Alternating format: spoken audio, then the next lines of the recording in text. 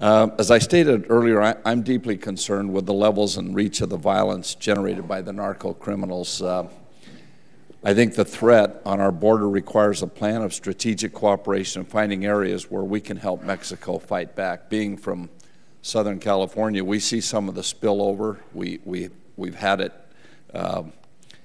in my community, and so it's something that we're really concerned about. Last weekend, as has been mentioned, 2 American citizens, an employee of a U.S. consulate in Mexico, were murdered.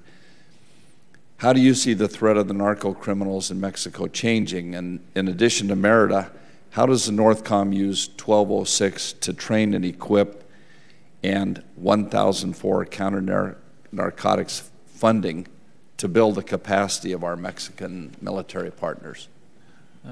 Congressman McKeon, we share that concern, and as you know, that violence, while it may sporadically spill directly across the border, it certainly permeates our country in a number of cities as we see the increase in drug-related gang violence in cities across our country. So that distribution network is really the focus of these drug trafficking organizations, and they will be violent to try to expand their market share, if you will.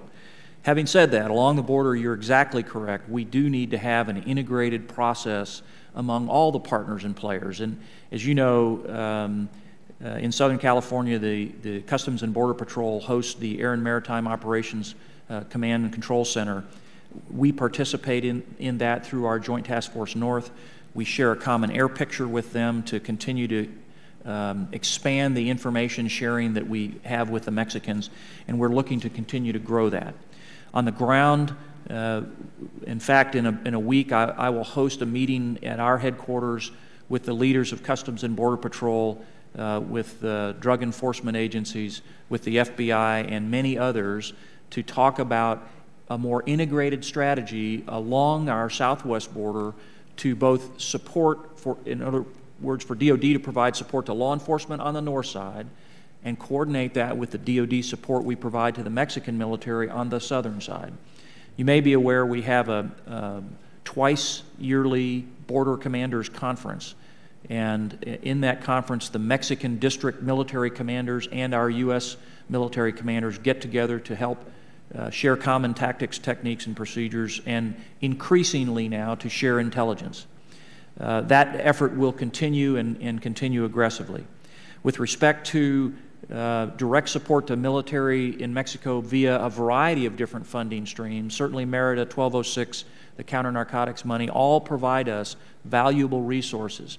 One of my concerns is, as you know, Merida was a term limited, if you will, set of money. We need to continue that effort beyond the terms of Merida.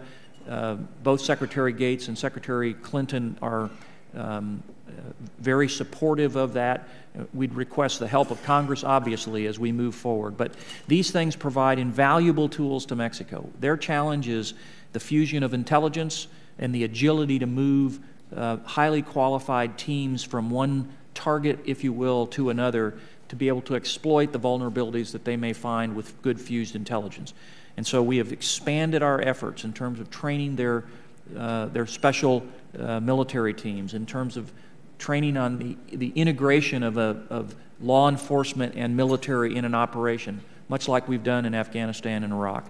Those avenues that provide funding that allow us to do that are critically important to us. And so 1206, the CN money, sort of whatever the son of Merida may be in the coming years, because this really is an 8 to 10 year problem. It's not a one-year solution that we can come up with. And while we regret the casualties, we have to continue to stay persistent in our partnership with Mexico.